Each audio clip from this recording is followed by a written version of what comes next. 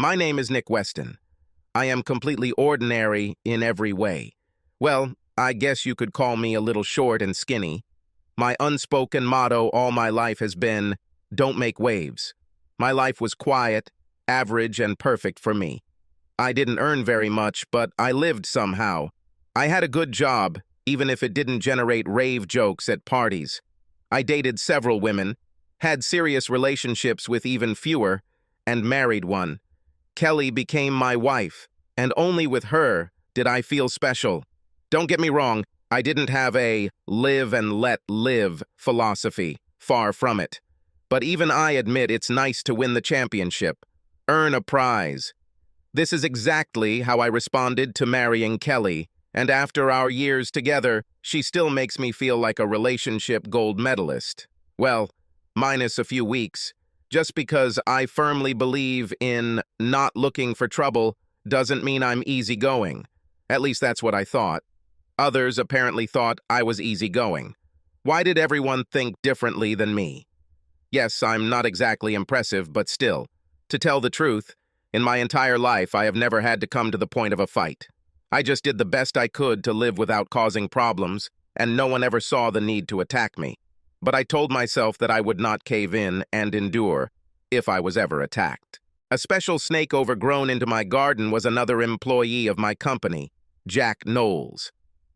While I was working in climate control, he was working in the receiving and shipping department. He was everything I wasn't.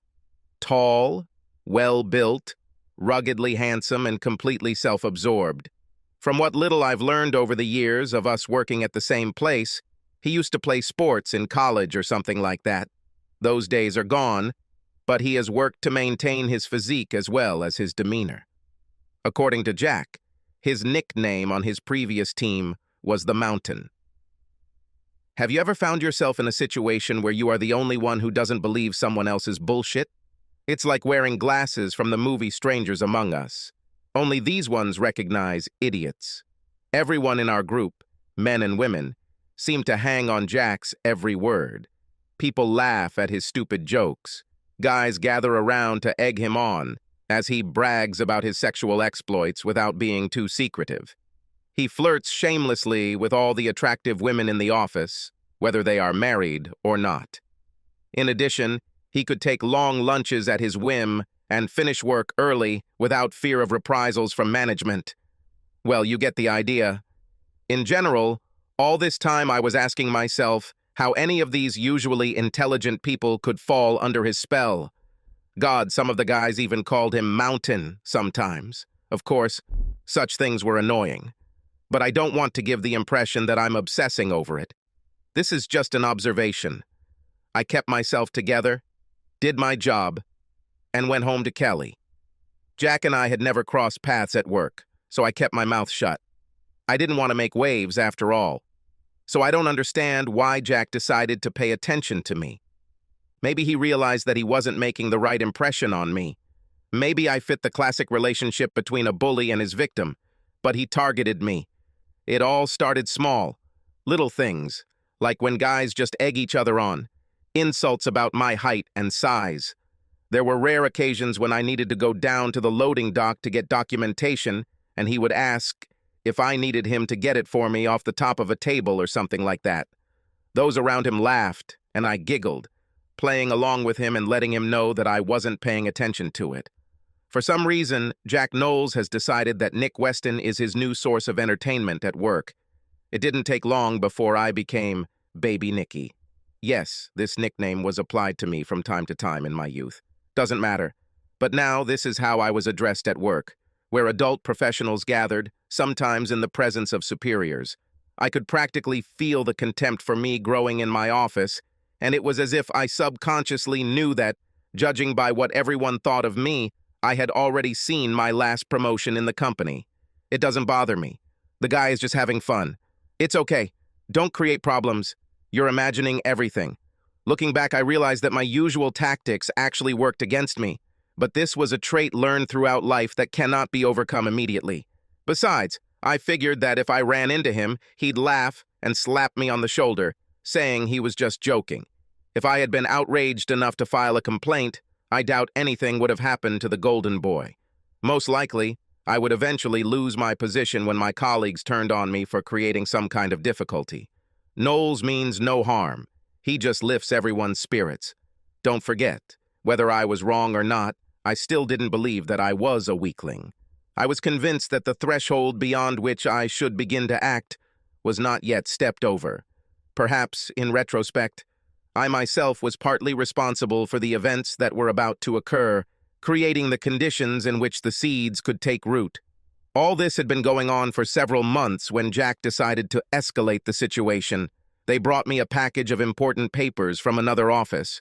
Jack noticed my name on the package as he passed the mail cart and decided to deliver it himself. "Don't yawn, Nicky! Special delivery!" That was the only warning before the stuffed manila envelope crashed onto my desk. He spun and fell to the floor, knocking over a folding double photo frame. There were 2 photos in it. My wedding photo with Kelly and her posing on the beach in a bikini from our last vacation. Since I was at my desk and Jack had thrown the bag halfway towards him, he was much quicker to pick up the fallen picture frame. "Hey, Nicky, sorry," Jack said with a malicious grin on his face, his tone insincere and condescending. As he stood up straight with the photographs in his hand, I made the most aggressive gesture towards him that I had ever made up to that moment, trying to snatch them from him. Jack dodged it easily and turned them around to look. He looked my wife up and down with an approving grin. "Not bad, little Nicky. I can't imagine how you managed to hold it." Since it was just the 2 of us this time, I sensed much less flippancy and more genuine contempt in his tone. Likewise, I didn't force a smile. After staring at the other man's wife for too long, he casually tossed the double frame onto the bag and turned toward the door. "Send this filly to me so I can ride her a little. Someone as wild as she is will sooner or later throw you off. Damn, I'd do you a favor." He spat dispassionately over his shoulder. It seemed to me that for the first time, in all time, something inside me began to tense up. After this, however, nothing much happened. In fact, things between Jack and I were as quiet as they had been before all this started. Too quiet, I should have thought, but I was content to ease the tension and trust that my personal philosophy had weathered the storm and I could set sail again. The company's annual summer picnic took place shortly thereafter. I had just pulled into the parking lot and was looking at Kelly checking her hair and makeup in the visor mirror one last time. It was one of those little moments when you fall in love with a person all over again. I was sitting and thanking the Almighty, looking at the vision of my wife, when she noticed me looking at her dreamily. "What are you thinking about, huh? Should I even know?" she asked. "I just thought it was time for us to go on another vacation." "Oh, really? And that's all?" "Uh-huh," I replied, perhaps in the back of my mind thinking about that day in my office. "Somewhere warm and sunny with a beach. Maybe we can buy you a new bikini, or maybe we'll even go somewhere where you won't need it." "Ha ha. Would you like to?" She playfully patted my hand. "Let's." With these words, she got out of the car, and I followed her. My good mood was short-lived.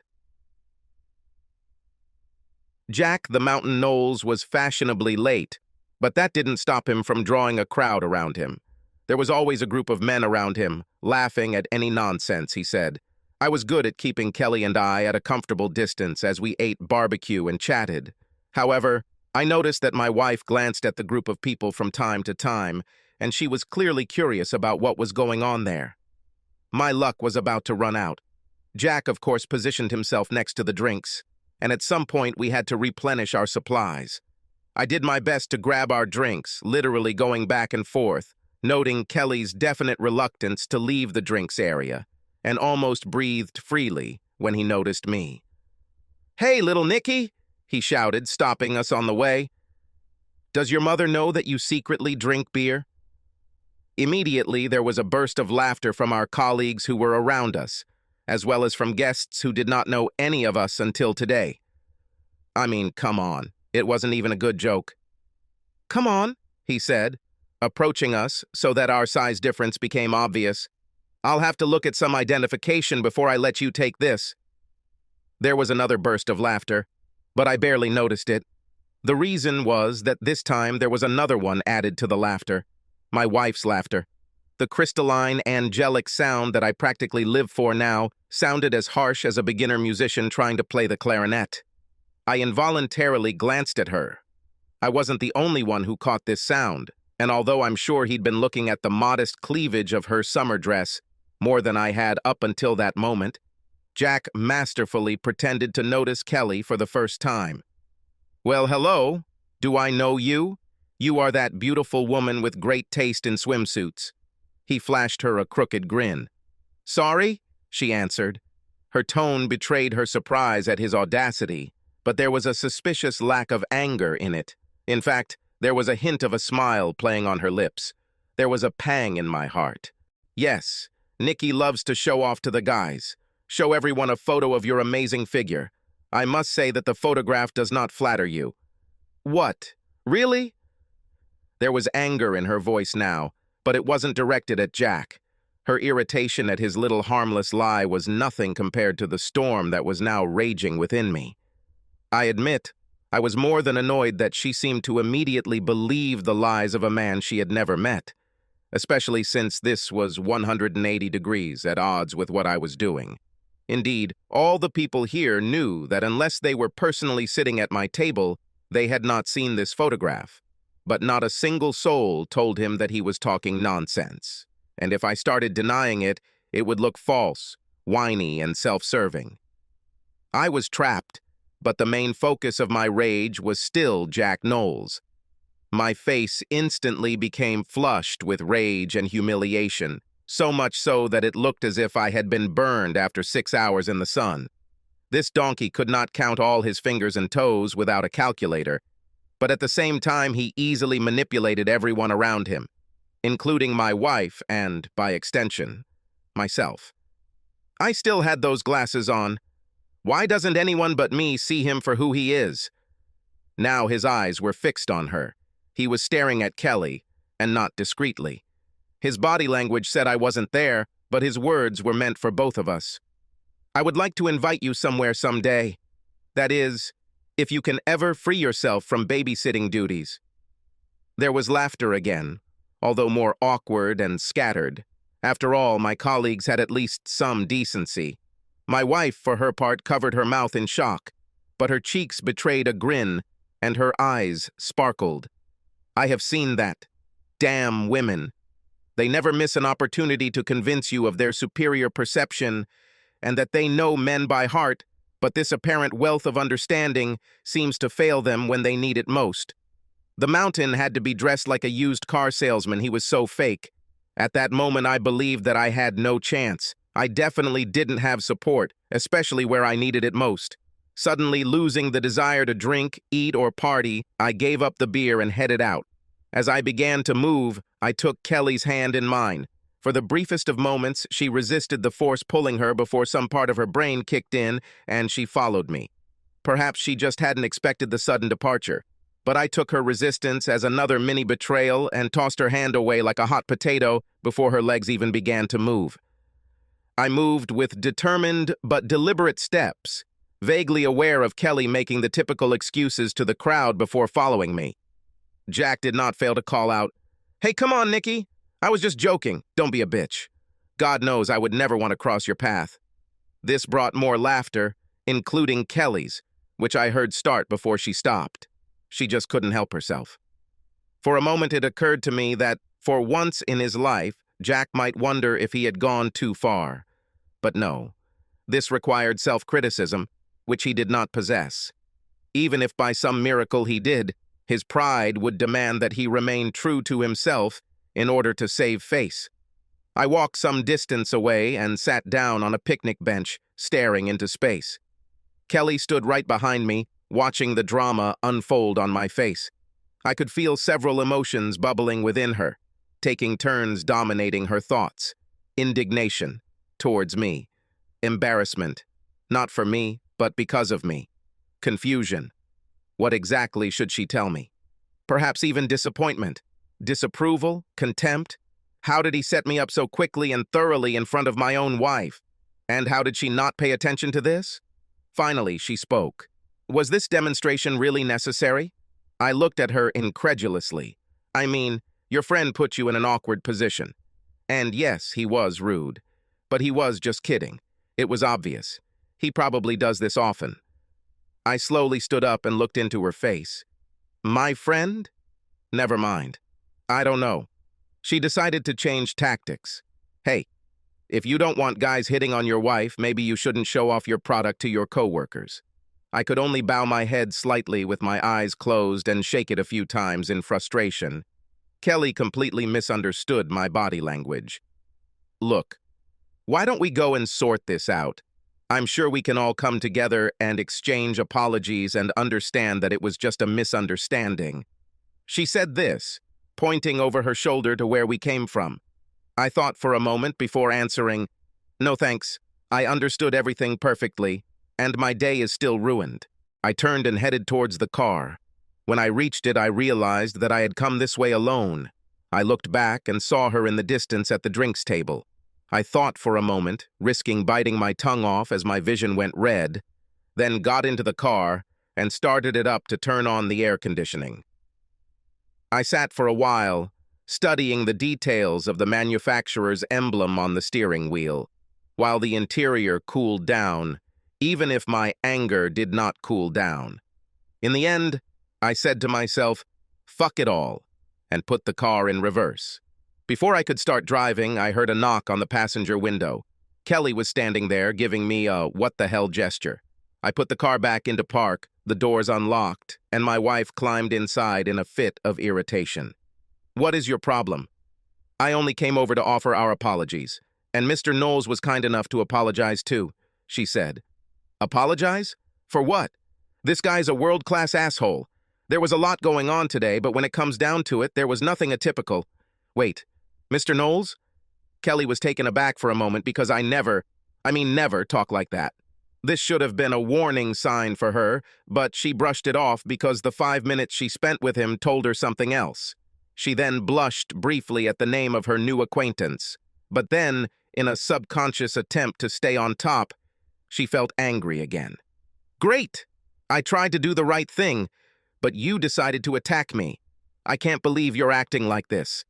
I never thought you would be such a child. I really have to babysit you, don't I? I have no idea what was on my face, but whatever it was, it took the wind out of her sails.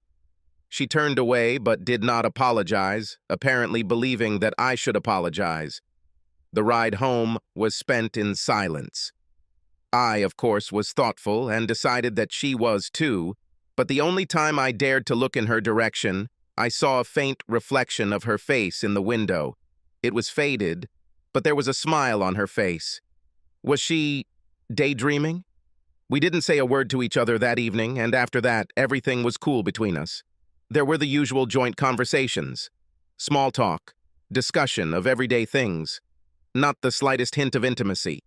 I thought gloomily about how quickly what we had with her had evaporated. After that fateful picnic, the lousy mood calmed down, but it never went away. As much as I didn't deserve Jack Knowles to come into my life, I also didn't deserve to have my life partner take his side. The next workday after the picnic, Jack tried to publicly accept my apology, which I never made. I barely caught the thinly veiled mockery, but now for a different reason. I was no longer loose. I encased myself in stone. For the first time in my life, I didn't go with the flow.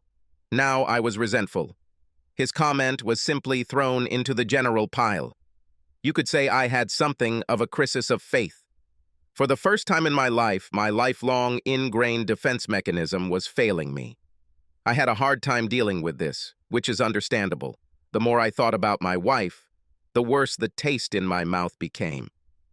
After a few days, a man is supposed to come to his senses and apologize. But I had nothing to apologize for, and it was not possible to earn Kelly's forgiveness. In fact, even receiving an apology from her was not interesting. I realized that I don't care. I began to analyze her every action from a new point of view. Has she always had these little bad habits? Did I just not notice them? Was I suppressing minor irritations out of love? Frankly, among the new questions, there were also minor annoyances, something that I undoubtedly knew before, but now I feel. I realized that her taste in music really sucked.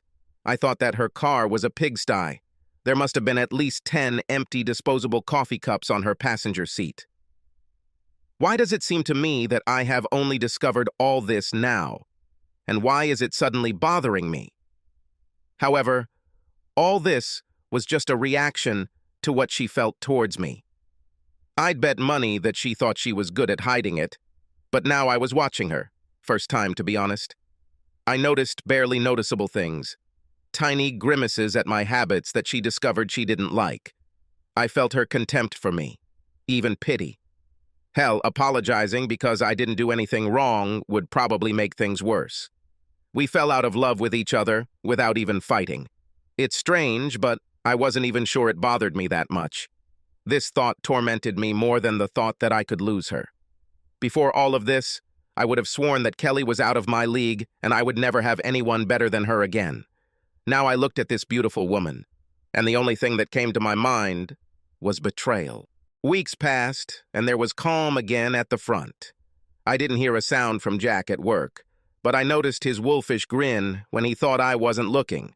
My newfound focus was also on work. No one spoke to me in the office unless it was about work. I could feel their discomfort around me. I felt their pitying glances. I was starting to hate them all.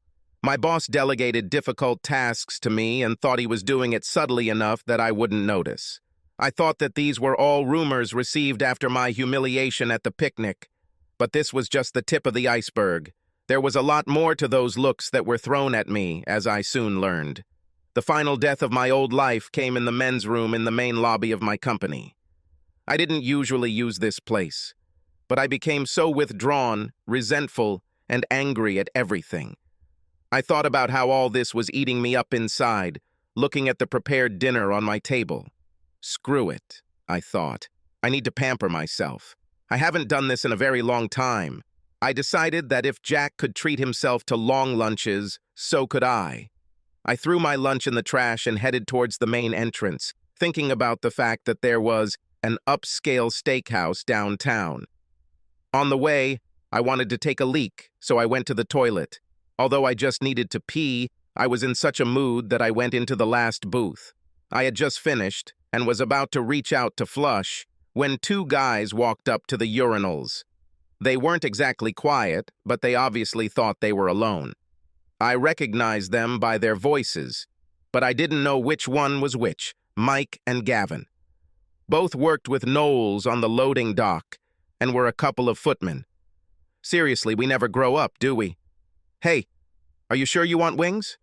We have time to go get a steak, said the guy, whose name I think was Gavin. Damn if they didn't have the same idea as me. Only after salary. My wife will skin me. Mike apparently replied. Gavin laughed briefly. Mike felt the need to clarify this statement.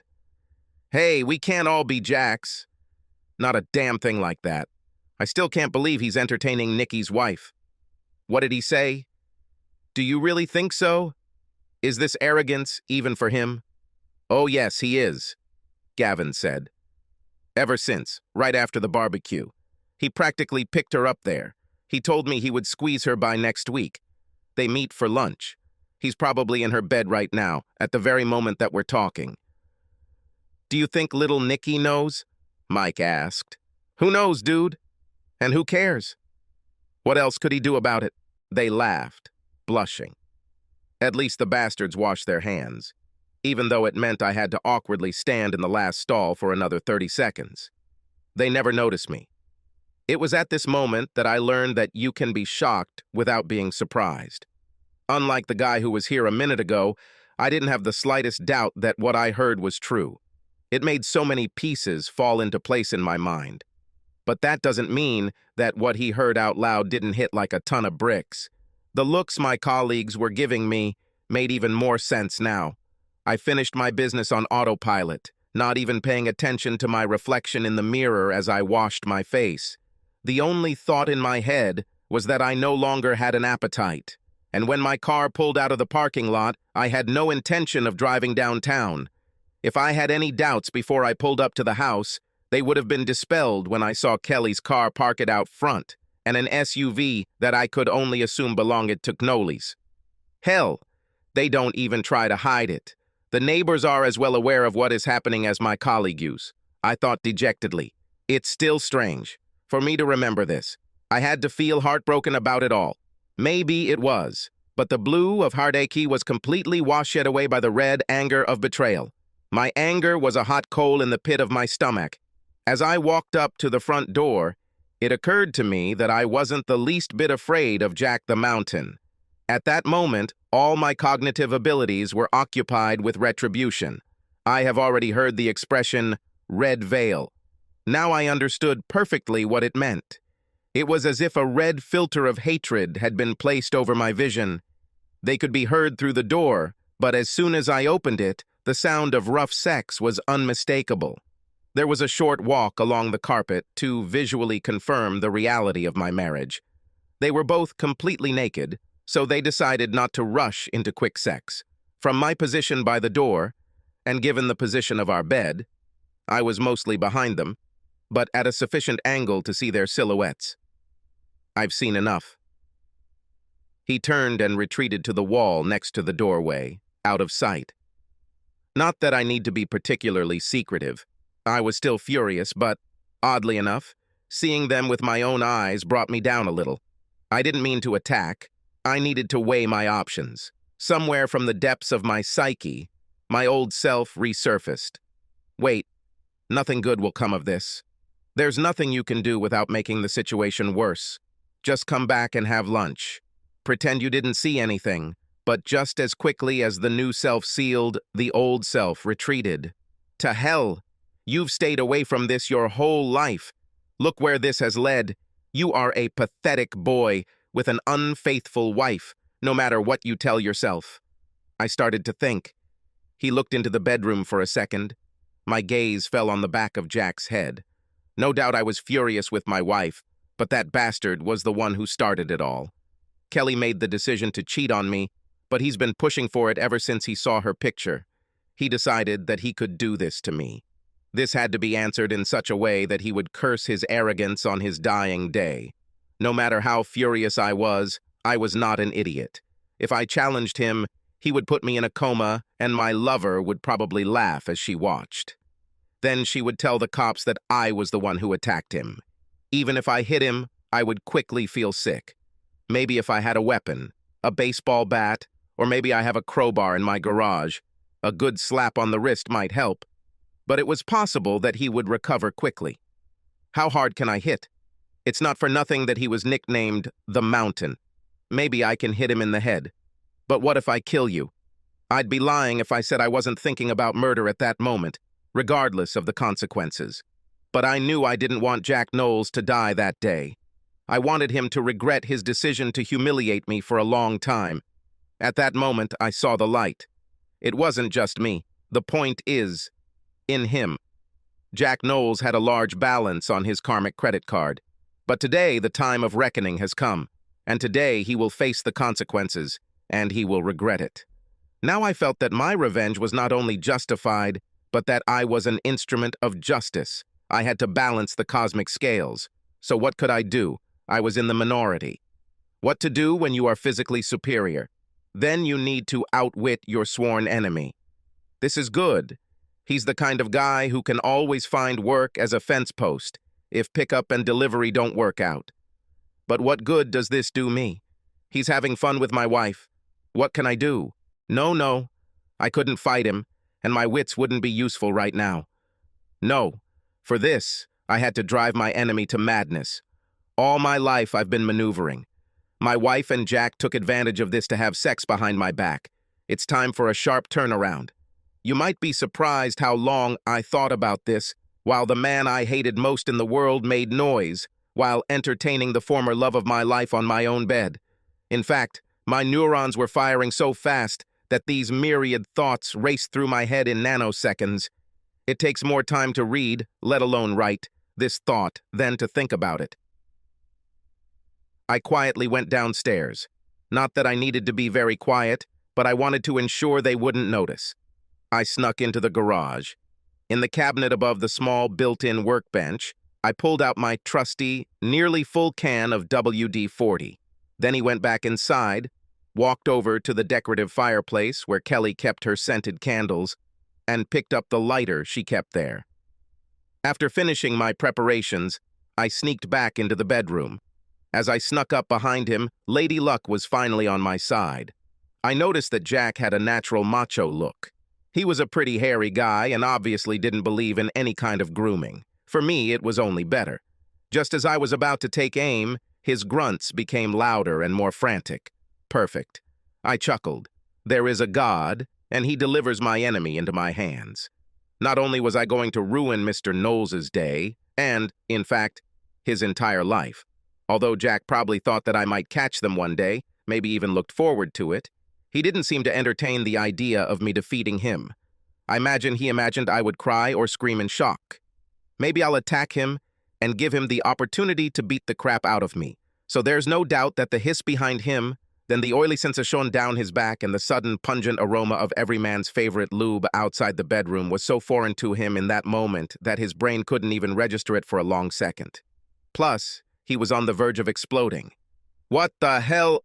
was all he could say, spinning on the spot too late to prevent the oil from covering his hairy back, while continuing to remain just as hairy in front. He reflexively closed his eyes as the fine mist hit his face, which worked, but not before he saw me. Damn bonus. He doesn't even take care of his pubes. I hope that at that moment he had enough presence of mind to understand what was about to happen to him. Maybe there was even enough time not to take it seriously. No one can be that crazy, right? I clicked the wheel of my lighter and brought it to the spatter cone. The effect was so unexpected that it even slightly surprised me. The fog turned into a stream of flame.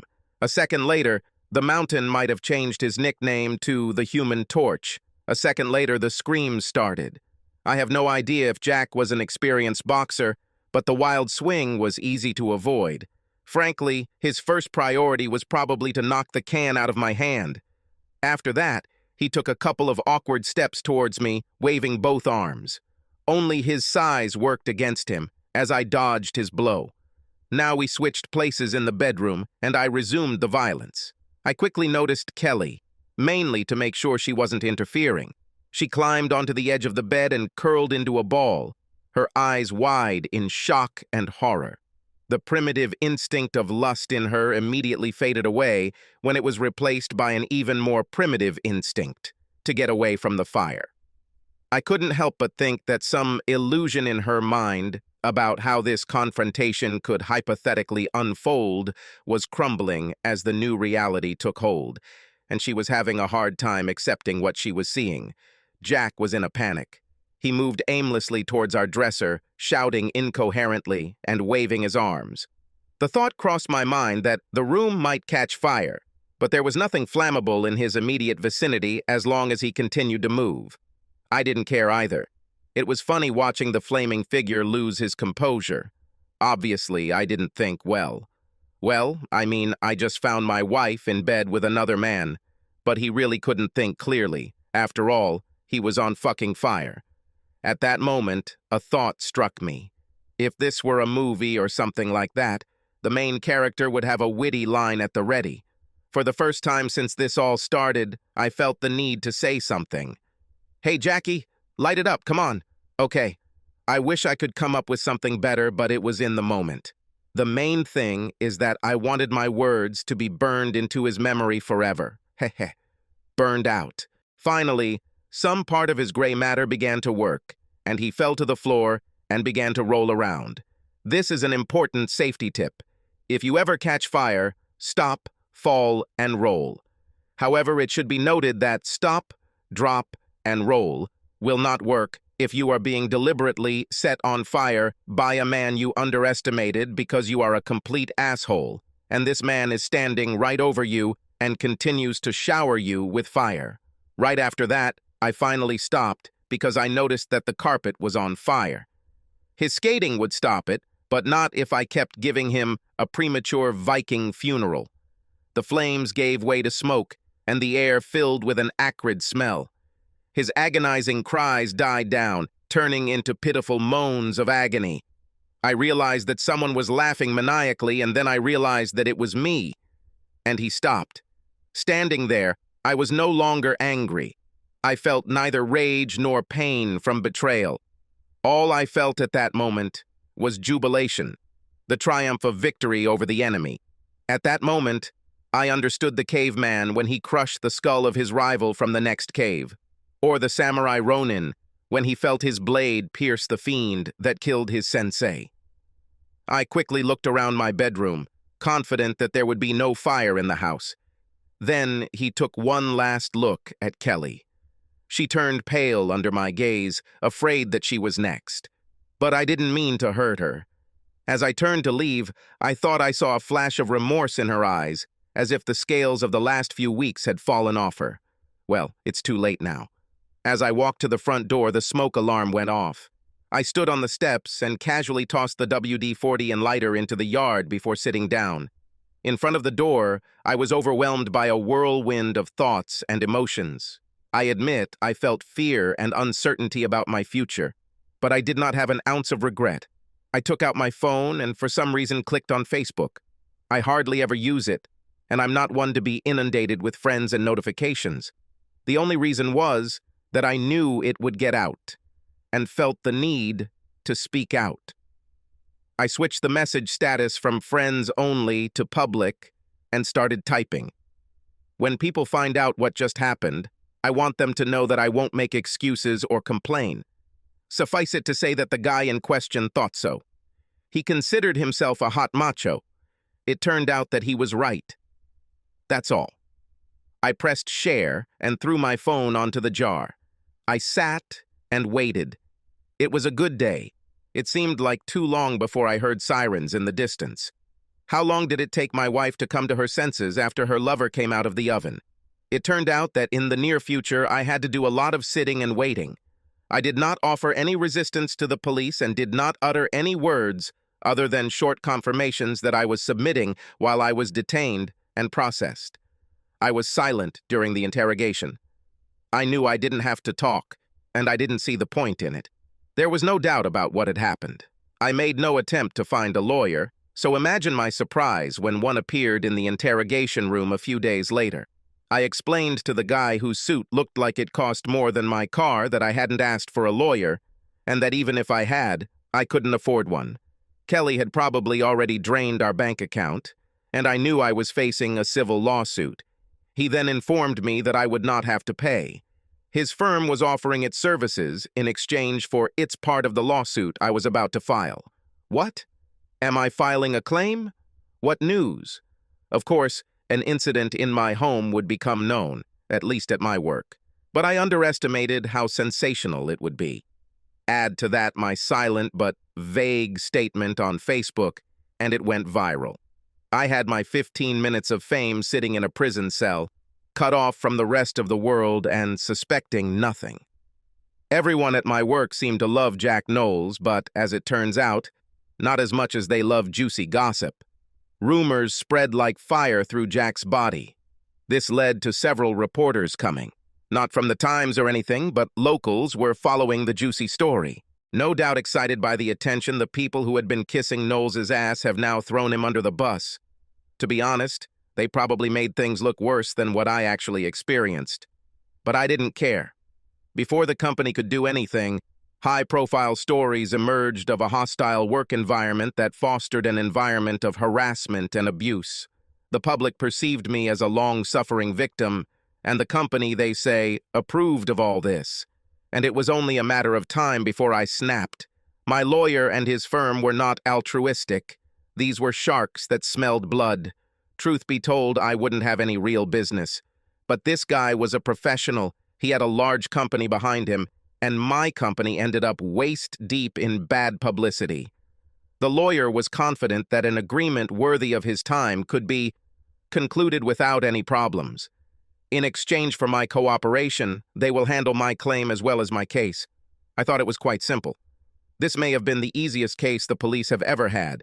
However, my new lawyer friend gave me reasonable assurances that he had the ability to significantly soften my landing. I had a clean record and a very sympathetic, very public set of mitigating circumstances. The only thing I asked him to do in return was to have someone handle my divorce. Just get me out of it. I was heading to prison, and fighting for anything seemed pointless. He asked if I wanted to prepare a divorce file. This took me by surprise. It's been 2 weeks already. I didn't think about bail. I just assumed that Kelly had already filed for divorce and was expecting the papers to arrive any day now. But the lawyer said that, to his knowledge, she did not. Strange. As a result, I was sentenced to 7 years, with the possibility of parole after 5. I have no idea what the final settlement amount with my now former employer was. The law firm that took my case probably didn't want me to know how big their lion's share was. With my share, I cannot retire, but I will have a fresh start when I breathe the air of freedom again. Yes, I was a little annoyed when Jack sued me, but I was far from rich. You can't get blood from turnips. He couldn't buy yachts with my money. There probably isn't enough money in the world to fix how ugly it has become. Besides, I was a prisoner. I still couldn't do anything with my money since the settlement was in another pool that was closed. So Kelly took the hit. He wasn't so macho anymore, was he? No. She had ruined her marriage and her lifestyle for what was now essentially a very expensive gigolo. This was another reason I found it odd that she never filed for divorce. Although since we were married at the time of the incident anyway, I don't think she would have been able to protect her assets from him that way. Doesn't matter. All this was behind large walls from me. As far as I know, I am divorced. I've been here for a year now. I haven't seen or heard from her or tried to contact her. I guess I'll have to deal with her one day. But perhaps not. 5 to 7 is a long time. I occupied my time with reading and weightlifting. There was nothing else to do, and besides, after leaving prison, I could not set fire to people who would contradict me. I was never going to be big, but I was damn sure I was going to make the most of what I had. Maybe I should get a prison tattoo or two. One last little twist, and I received a letter from a random lonely woman. I've heard about these strange women who start relationships with prisoners by correspondence. I have received more than one promise of eternal love and fidelity from women I have never met. I wasn't going to believe anyone, it was too strange. But it amused me, so here's my story. I don't think anyone was happy except my lawyer, but I think I handled this shitty situation the best I could. I am calm about my life. My prison term is coming to an end. Jack's prison is his own pathetic skin, in which he will remain for the rest of his life. The only thing left is that I still owe myself a steak. Subscribe to our channel so that your second chaff doesn't cheat on you, and go ahead and listen to the next story, because this story is nothing compared to the next one. If you're under 18, don't even think about listening to the next one. Listening to the next one.